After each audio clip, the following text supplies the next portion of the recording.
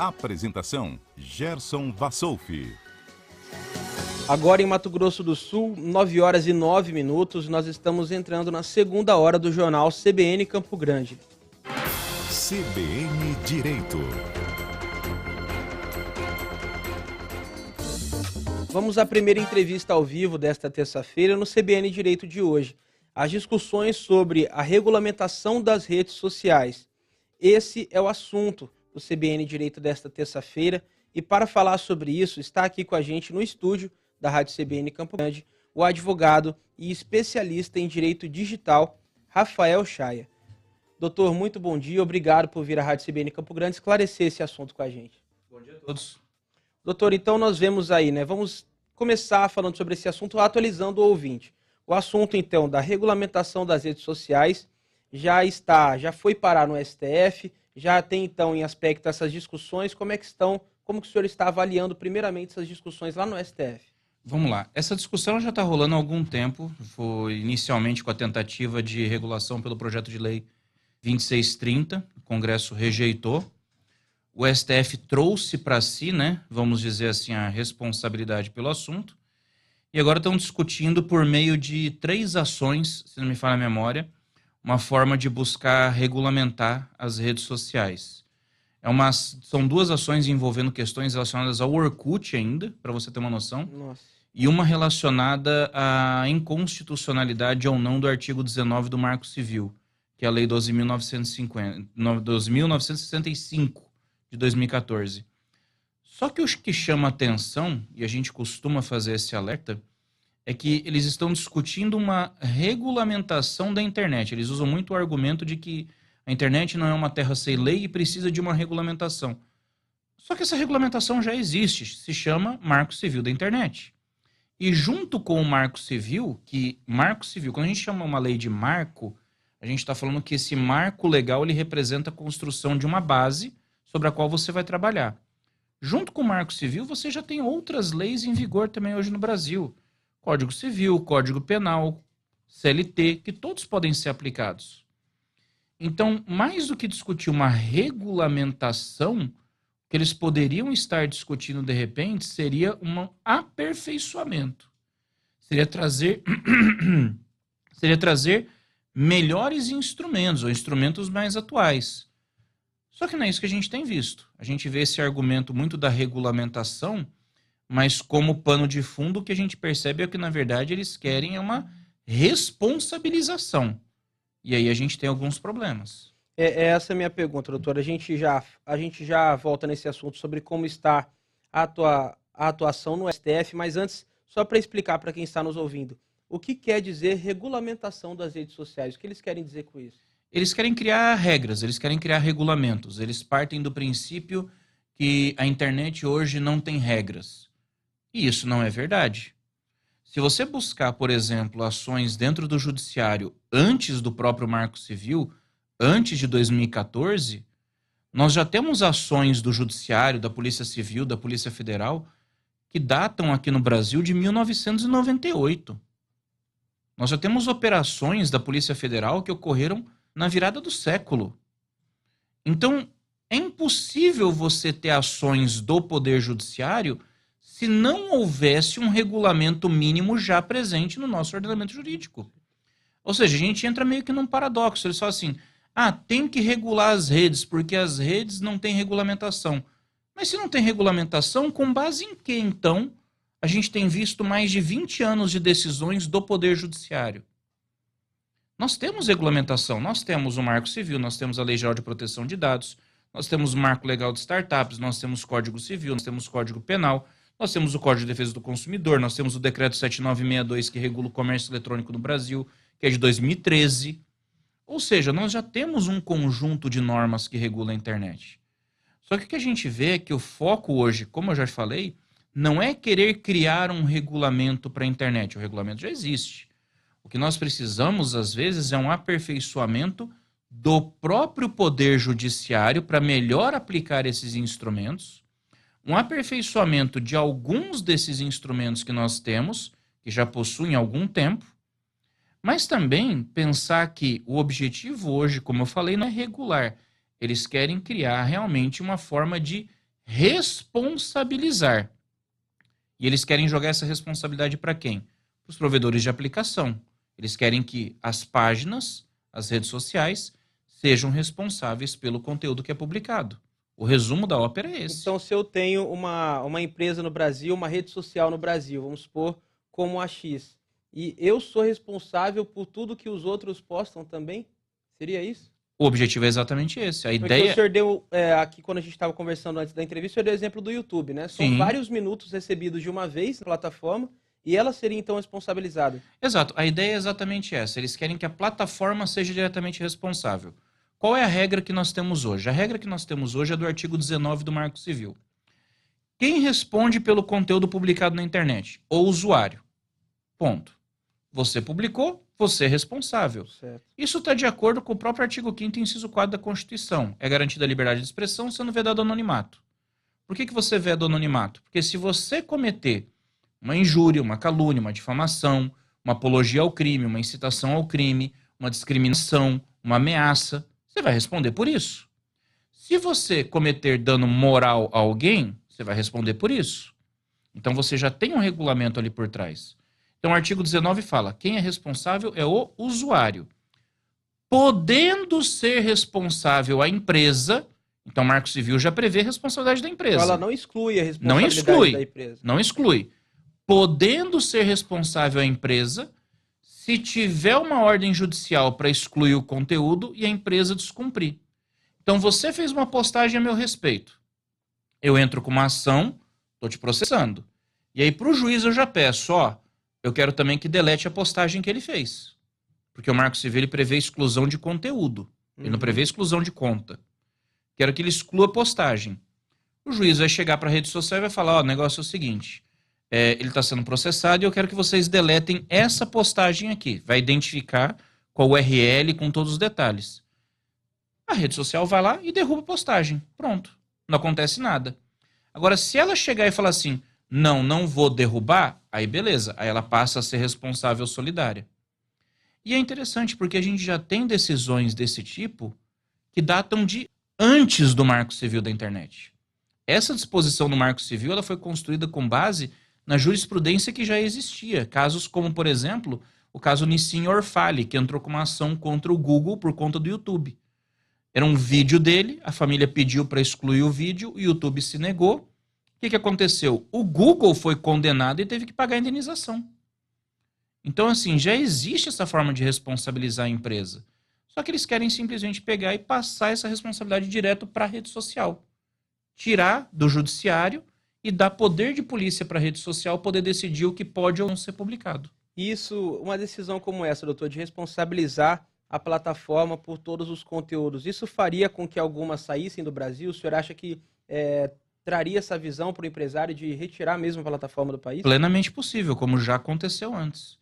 O Rumble agora é o que é um concorrente direto do YouTube. Antes de ser bloqueado recentemente por uma decisão judicial, o Rumble voluntariamente encerrou as atividades no Brasil porque as exigências que estavam sendo feitas eram demais para que eles conseguissem cumprir. A gente tem que pensar que a rede social, se ela não tiver um ambiente que permita que ela funcione com tranquilidade, se ela tiver um ambiente, vamos dizer assim, hostil, ela não vai ficar aqui operando, ela não vai correr o risco de operar aqui dentro. Então existe essa necessidade de a gente observar o que está sendo cobrado. Você falou do YouTube, o exemplo que eu dei do YouTube. Vamos dizer que a partir de agora o YouTube é responsável por todo o conteúdo que é publicado na plataforma. O YouTube recebe 300 horas de vídeo por minuto. Não tem como você moderar 300 horas por minuto. Aí você pensa, mas usa um algoritmo, usa inteligência artificial. Gente, o algoritmo ele é burro. Ele não interpreta contexto. A moderação automatizada ela é feita por meio de palavras-chave. O que vai acontecer é que, sem interpretar contexto, você vai ter uma quantidade absurda de conteúdo sendo banido de forma indevida. Isso já aconteceu com várias pessoas que eu conheço. Aí você tem que se dar o trabalho de entrar com recurso, questionar, para que haja uma revisão manual para sua conta poder ser desbloqueada. Ou seja, eu vou elevar a barra da moderação aqui no alto, eu vou começar a banir um monte de gente indevidamente, porque eu, empresa, não vou querer que sobre para mim. Então eu prefiro banir um monte de usuário de forma indevida e depois lidar com eles no judiciário, já que menos de 10% vai acabar reclamando, do que tentar seguir a regra e arrumar um problema depois com o judiciário. Doutor, a gente falando sobre esse assunto, o senhor agora mostrou o conhecimento técnico necessário para entender o algoritmo da rede social. Quando a gente fala rede social, a gente quer falar internet, algoritmo, e aí é todo um assunto muito complexo.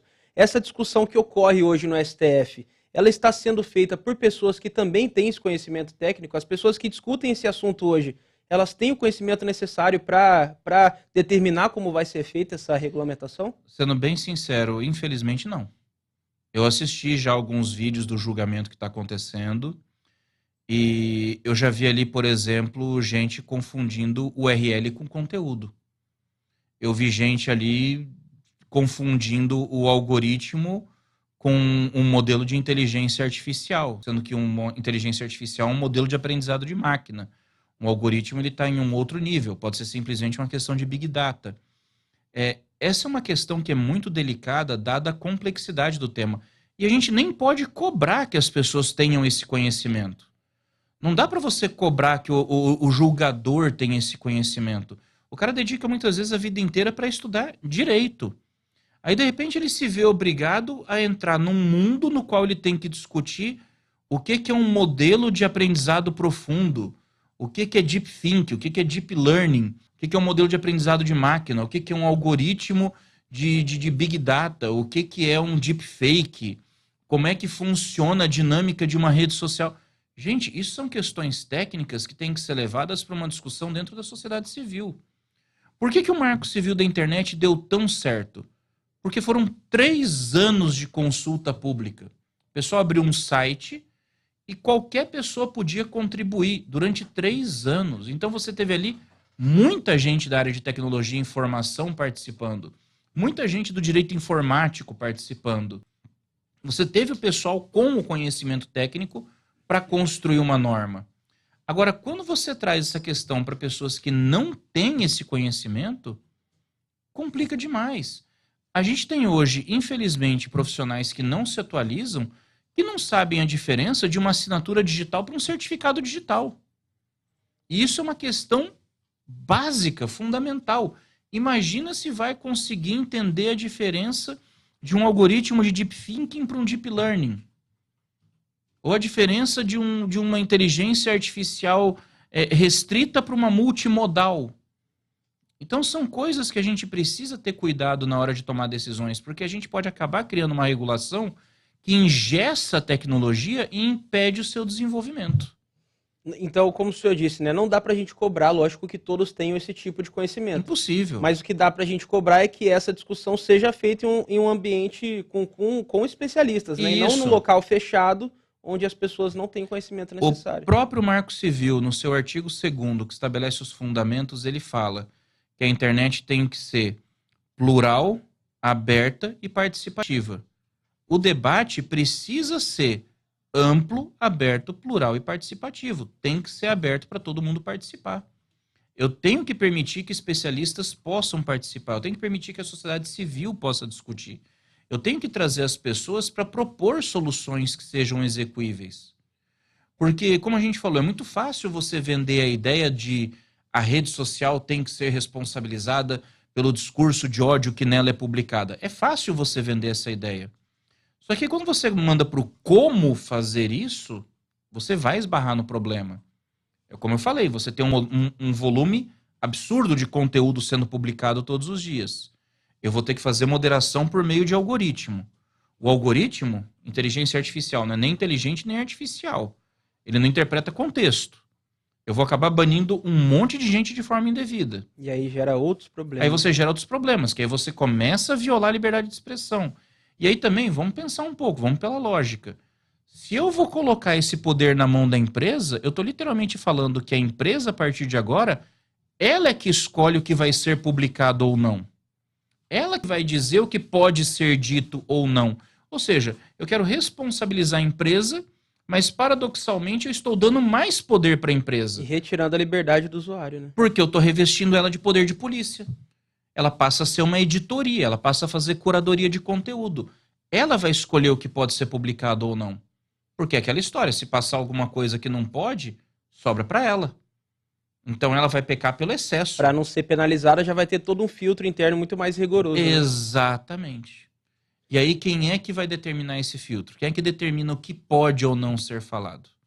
É o famoso quem vai dizer o que pode ser dito. É um problema. Doutor, quando a gente ainda fala nessa questão de justiça e plataformas, rede social, eu já vi muitas vezes sendo cobrado representante de cada plataforma no Brasil. Existe essa obrigatoriedade de cada plataforma ter um representante no país? Olha, isso é muito bom para a gente esclarecer. Eu tenho visto muita gente falando assim, o Marco Civil exige que tenha uma empresa no Brasil. Não, o Marco Civil não traz essa exigência.